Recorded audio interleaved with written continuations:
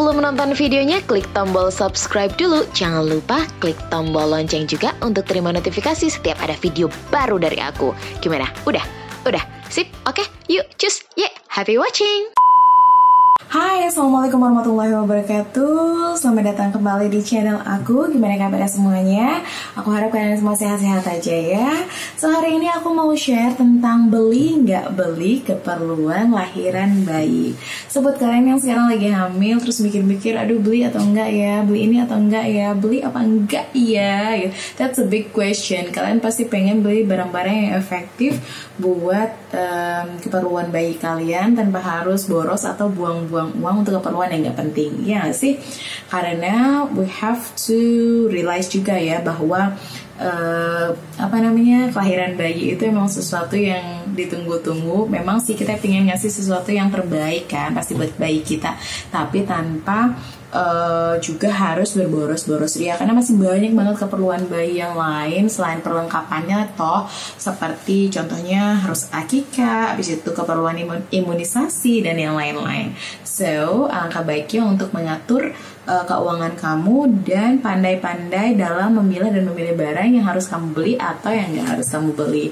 So hari ini aku sih mau share pengalaman aku aja, yang mana yang menurut aku akhirnya setelah kemarin gitu, maksudnya lahiran, akhirnya tahu yang mana yang harusnya dibeli atau nggak dibeli.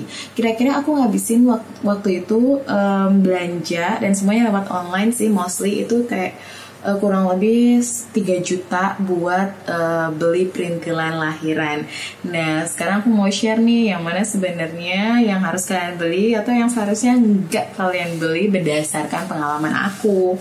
Well, yang pertama itu pasti perlengkapan mandi dan perminyakan gitu bayi ya.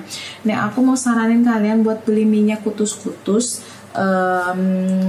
Ada minyak yang memang aku pakai sampai sekarang dan Renan benar-benar masih pakai sampai sekarang, papanya juga, mamanya juga. Jadi minyak kutus-kutus itu menurut aku oke banget sih. Renan itu kayak jarang banget sakit, jarang banget demam. Demamnya bener-bener cuma karena imunisasi atau tumbuh gigi. Sisanya nggak pernah yang kayak gitu-gitu. Masuk angin juga nggak pernah. Setiap dia rebel dikit atau pegel-pegel, atau aku mikirnya selalu pakai minyak kutus-kutus. Ini bukan promo ya, tapi aku bener-bener share, maksudnya sebagus dan sebermanfaat itu minyak kutus-kutus. Jadi coba deh, memang sih harganya nggak murah, kayak sebotol itu 100 ribuan lebih, tapi itu worth it banget kok, really. Terus of course keperluan yang harus kamu beli kayak sabun, shampoo, terus baby cream. Nah baby cream ini penting banget karena anak itu selalu jadi target utama dari nyamuk-nyamuk. Jadi kamu bisa pakai baby cream buat kulitnya, kayak kalau digigit nyamuk atau iritasi, atau buat ngelembabin kulit gitu aja. Terus bisa juga beli krim buat diapers gitu, jaga-jaga kalau misalnya bayi kamu sensitif sama pakai diapers ya.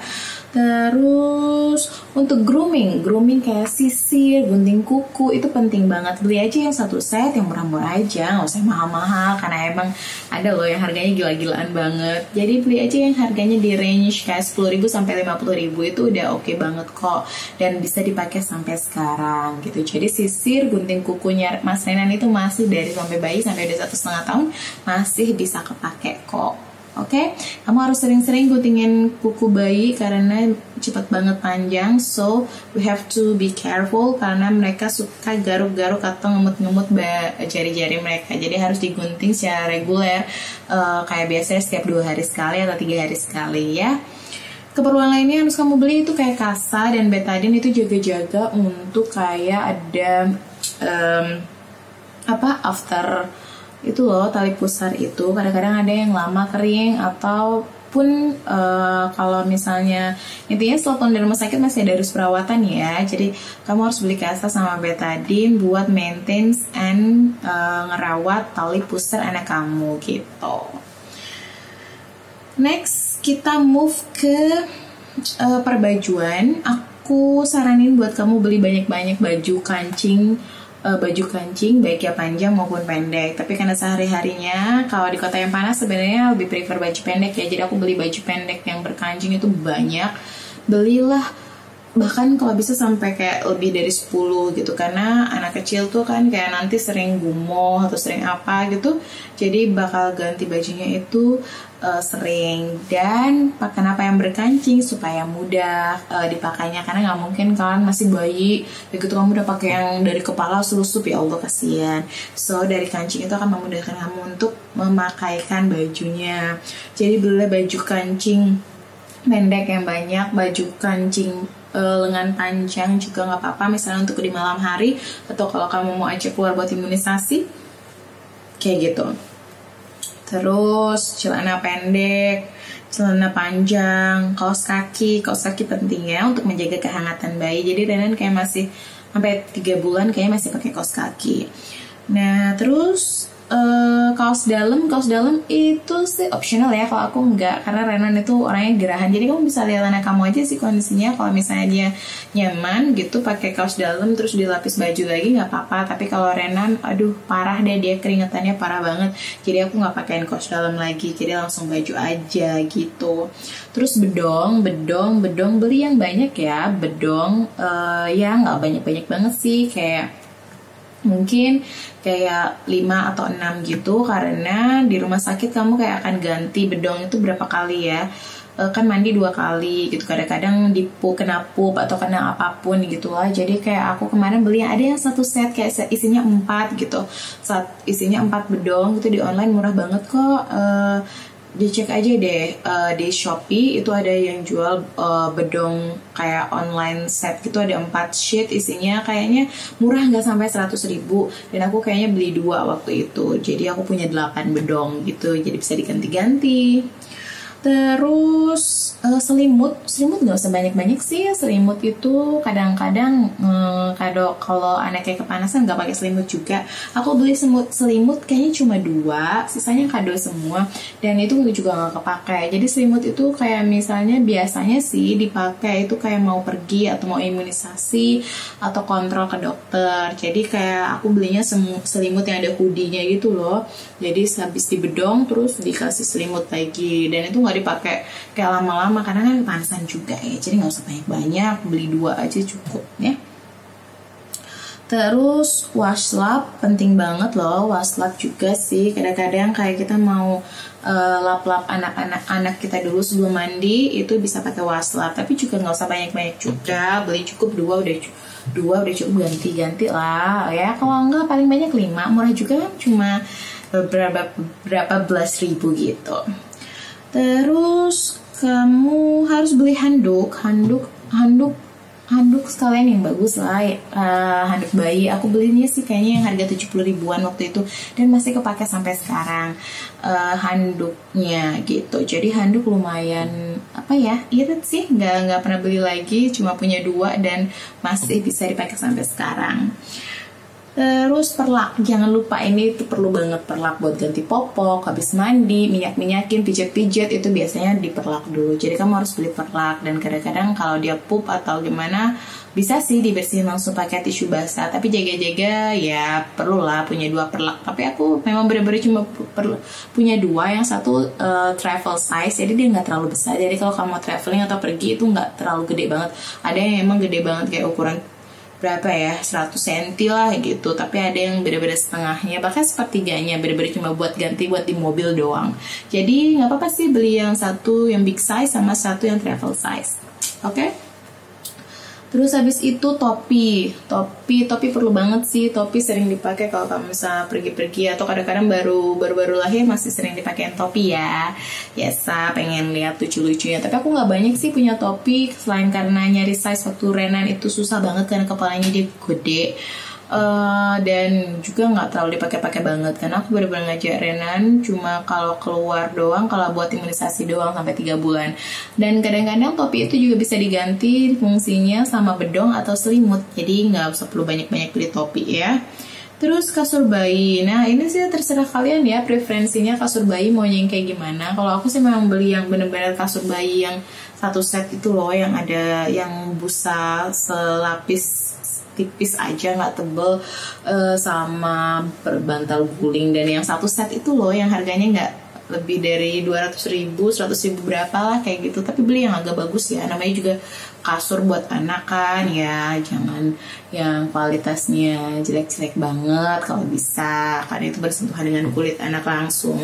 Nah, karena terserah sih, ada yang memang prefer buat beli box bayi. Kalau aku emang dari awal nggak pengen beli box bayi sih, maunya emang anak bisa ditinggal di kamar sendiri. Tapi sampai sekarang juga Renan masih tidur sama papanya. Jadi kasur tipis itu aku taruh di kasur utama gitu di atasnya. Kemudian kayaknya ada dilapisin selimut atau dilapisin bedong gitu. Gitu aja sih.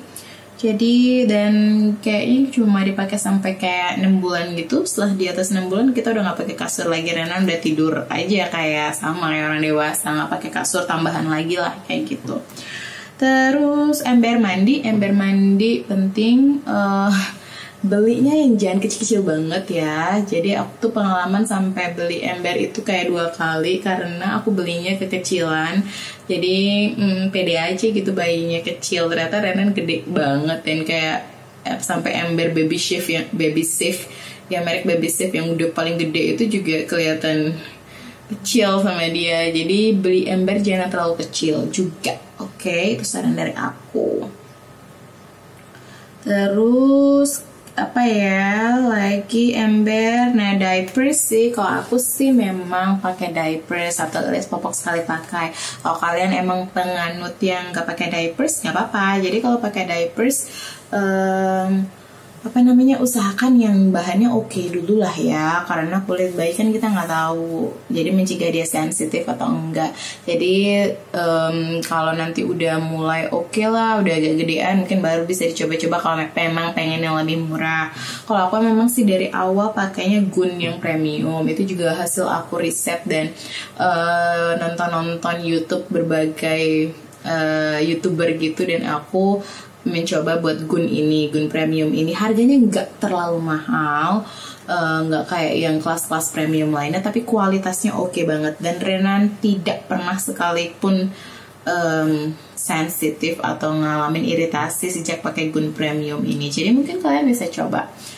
Terus abis itu tas bayi sih aku ngerasa perlu banget, karena taulah ya tas-tas cantik-cantik kita itu nggak bisa dipakai lah buat nampung keperluan bayi, kayak harus masuk diapers, harus masuk popok, masuk dot, masuk banyak deh gitu perintilannya. Jadi aku beli yang backpack gitu loh, harganya tuh juga murah kok, cuma 100 ribuan, nggak sampai 200 ribu gitu, nggak sampai.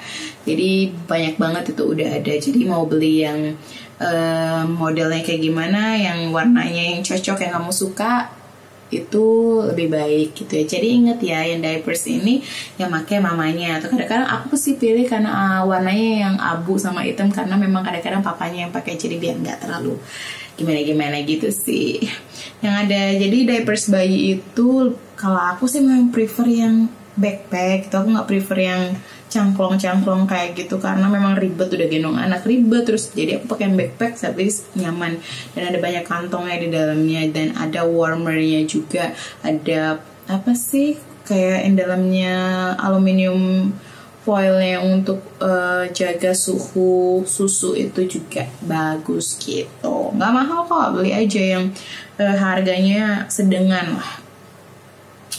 Terus tisu basah, tisu kering itu perlu ya kalau kita pergi kemana-mana, bawa tisu. Kadang-kadang juga di rumah tetap pakai tisu, misalnya buat lagi ngebersihin pup kalau lagi pergi, atau misalnya ya udah buat bersihin tangan bayi gitu kalau misalnya pegang-pegang sesuatu, itu penting. Nah, pumping itu penting sih menurut aku. Walaupun kalian direct breastfeeding, pumping itu bagus banget loh buat ningkatin kuantitas dan kualitas ASI. Nah, jadi misal kalau kalian yang menyusui, itu setelah menyusui buat ngosongin payudara lagi, itu setelah itu bisa dipumping. Atau misalnya kayak malam sampai subuh itu melakukan power pumping selama 1 jam. Tentang power pumping gimana nanti aku jelasin di video yang lainnya ya.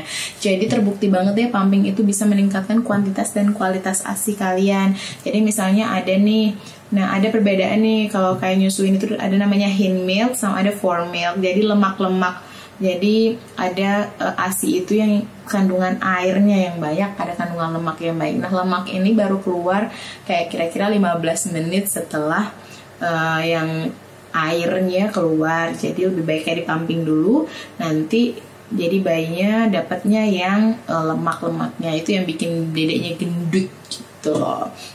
Terus pengosongan payudara itu maksimal dengan maksimal. Jadi gini loh, prinsip ASI itu adalah supply and demand. Kalau makin banyak bener-bener ya. Jadi makin banyak permintaan gitu. Jadi makin banyak nih kita pengen minta ASI keluarnya banyak dong gitu. Bagaimana cara bilang ke otak kita bahwa ASI kita perlu banyak ya? Dengan pumping, dengan menyusui serutin mungkin, sesering mungkin. Jadi otak akan baca, oh kamu masih kurang ya, oh kamu masih kurang, oke saya produksi lagi kayak gitu. Jadi ASI itu sistemnya kayak gitu. Jadi kalau kamu males pumping, terus males nyusuin, ya iyalah ASInya seret gitu ya.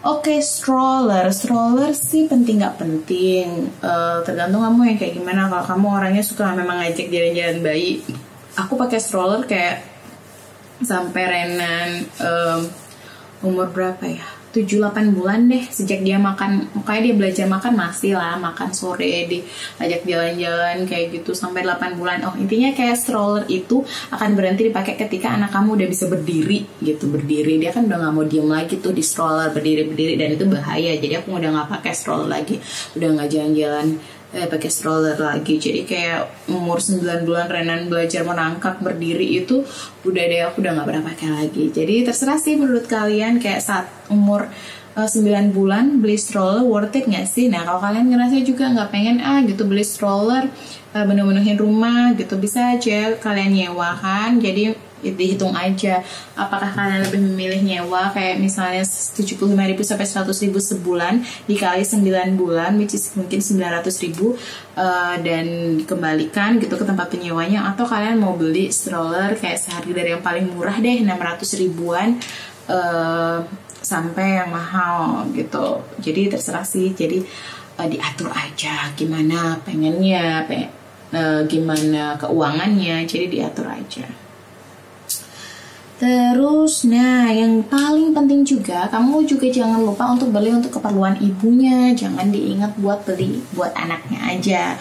Nah untuk keperluan ibunya itu, kamu harus beli baju yang mudah menyusui. Mudah menyusui itu ada resletingnya, ada kancingnya. Jadi kalau selama ini kamu beli baju masih belum ada resleting atau kancingnya, itu harus mulai beli banyak-banyak baju ya, supaya gampang buat pumping, gampang buat nyusuin. Terus bra menyusui juga, bra menyusui itu beda ya sama bra reguler. Jadi kayak ada bukaannya gitu. Jadi setelah kamu buka kancing atau kamu buka resleting, nah branya tinggal ada cantolannya gitu, tinggal dibuka langsung bisa nyusuin gitu. Terus breast pad. Nah breast pad ini penting banget buat kalian yang awal-awal menyusui kayak gitu, karena kita kayak alirannya lagi deres-deresnya, dan kita kayak kadang nggak sadar udah basah deh ini baju sama air susu. Jadi penting banget, misalnya habis nyusuin nih kamu pakai breast pad deh gitu, jadi pas mau nyusuin dilepas lagi. Breast pad kayaknya murah kok, sekotak gitu isinya 50-an, harganya 40 ribuan kayak gitu. Jadi breast pad kamu pakai disisipin di bra kamu, jadi bajunya nggak akan jamuran, baju kamu nggak akan jamuran karena ASI, dan kamu juga nggak malu sih kayak misalnya di kantor bayangin tiba-tiba ASI kamu keluar kayak gitu karena waktunya udah jamnya menyusui atau lagi LDR, terus air susunya rembes kan nggak enak juga dilihat. Jadi pakailah breast pad gitu. Beli penampung ASI juga boleh loh buat kamu yang nyusuin. Terus misalnya ya, jadi gini loh sistem kita nyusuin itu, ketika kita nyusuin misalnya pakai payudara kiri, nanti yang kanan itu netes gitu. Jadi bisa beli penampung ASI ketika jadi Shopee penampung ASI nanti akan ada deh. Jadi lumayan kan, itu bisa disimpan buat stok ASI, ditaruh di kulkas gitu. Terus pembalut nanti kamu beli ya, karena kita kan ngalamin masa nifas kayak 40 hari gitu, jadi perlu pembalut yang lumayan banyak.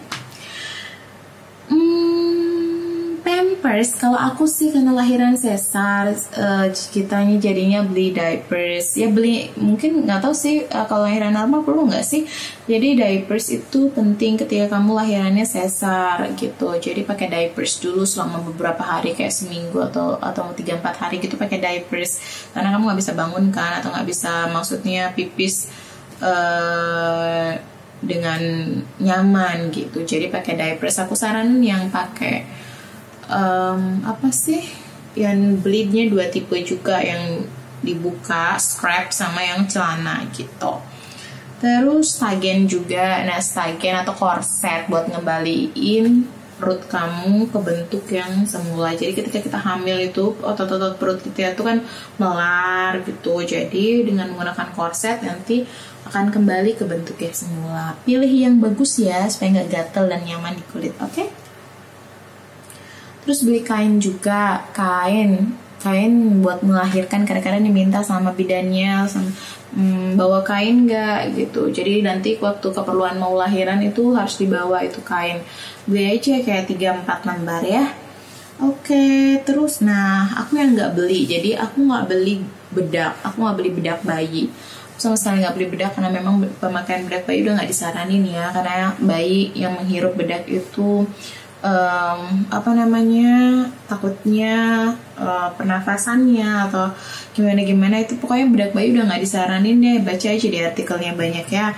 Terus gurita, aku emang nggak pakai gurita sih, karena juga gurita udah nggak disaranin lagi untuk dipakaikan ke bayi, karena itu akan katanya menurut ini ya artikel kesehatan itu akan mengganggu pernafasan bayi gitu. Terus aku juga nggak beli bouncer itu kayak apa sih ya, tempatnya santuy bayi gitu. Tapi aku sewa. Jadi bouncer itu, jadi ada nanti masa-masa anak kamu kayak susah banget taruh, dan kayak kamu pengen dia tuh tidurnya sukanya di ayun-ayun kayak gitu atau ada masa-masanya kayak 1-3 bulan 4 bulan gitu deh, mereka akan kayak gitu. Jadi aku sewa bouncer sih, kayak sebulan itu 75.000 kalau nggak salah, karena benar-benar nggak dipakai lagi habis itu, jadi tinggal aku balikin doang gitu. Jadi aku nggak beli bouncer, tapi boleh kok ada bouncer yang kayak paling murah tuh 300.000 udah dapet, jadi bisa kamu beli. Terus kelambu bayi, aku nggak pakai kelambu bayi sih, nggak pakai, maksudnya dia ditudung-tudungin biar nggak digigit nyamuk. Jadi aku nggak pakai itu. Terserah kalau kalian mau pakai atau enggak ya. Jadi itu optional banget. Terus sarung tangan, aku nggak pakein Renan sarung tangan, kayak cuma dipakai seminggu aja biar kelihatannya sih nggak dingin. Jadi sarung tangan itu udah nggak disarankan lagi ya. Jadi kamu harus biarin aja tangan anak kamu itu bebas, karena dia akan melatih motorik. Jadi motorik halusnya di tangan ini tuh harus dilatih gitu, harus dibiarin bebas bergerak. Jadi kalau ada fase oral dia ngemut gitu nggak apa-apa, tapi jangan lupa untuk sering-sering bersihin dan potong kuku anak kamu gitu aja sih. Jadi nggak usah dipakein sarung tangan lama-lama ya, kasihan. Oke. So, itu aja sih yang bisa aku share ke kamu. Semoga bermanfaat ya. Ingat, ini itu adalah hasil pengalaman aku, jadi bisa diikutin, bisa enggak juga. Itu sih barang-barang yang harus dibeli dan yang nggak perlu dibeli untuk keperluan bayi. So, semoga bermanfaat.